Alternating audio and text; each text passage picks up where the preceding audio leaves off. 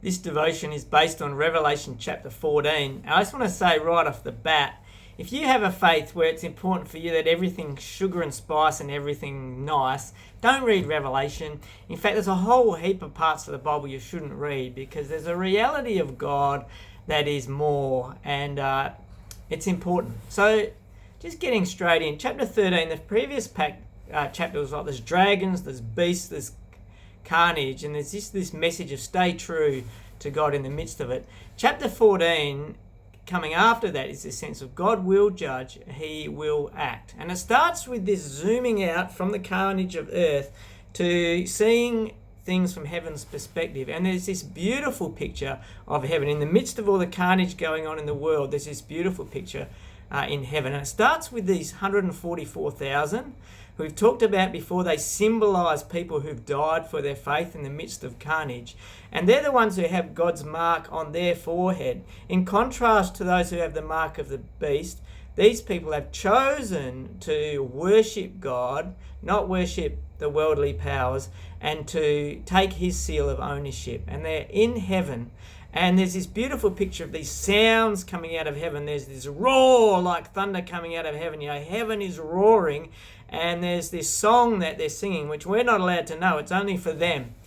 And then they're also called virgins. You know, what's that about? But virgins is this symbolism of purity and solidarity to Jesus. And that's how they are in heaven. Beautiful picture. Then there's three angels that come. And all three angels are announcing the judgment. Number one angel says, it's a call to repent, fear and worship God. You're getting your chance to choose that path. Then the second angel says Babylon has fallen, and even to this day this idea of Babylon symbolizes this corrupt society. It has fallen. And then the third angel says if you worship the corrupt, if you worship the worldly powers, if you have their mark, wrath is coming to you. Now when we hear wrath, we go, we need to remember that the original readers were like, yes, it's coming. Then Jesus appears on the scene, this time not as the lamb, which is the common picture, but he appears as a ruler. He's got a crown on his head and he appears as a judge. He's got a sickle in his hand. The sickle is this sharp hand implement used for harvesting. In this case, it's not wheat.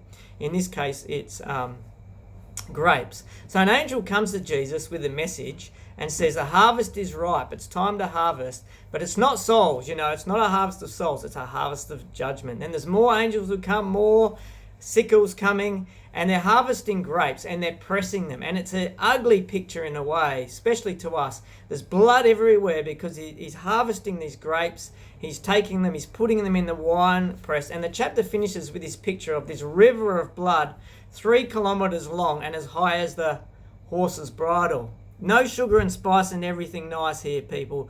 This is the reality of the world and the reality of God. What do we take from this? Well, verse 12 in this chapter is a bit of a repeat from verse 10. It says this: this calls for patient endurance on the part of the people of God who keep his commands and remain faithful to Jesus. We are called to patient endurance. We are blessed not to have a lot of troubles, but don't have a faith that's sugar and spice and everything nice. Have a faith that lives in the reality of earth, heaven, and the big picture of God. So enjoy the chapter. Let me know what you think about it.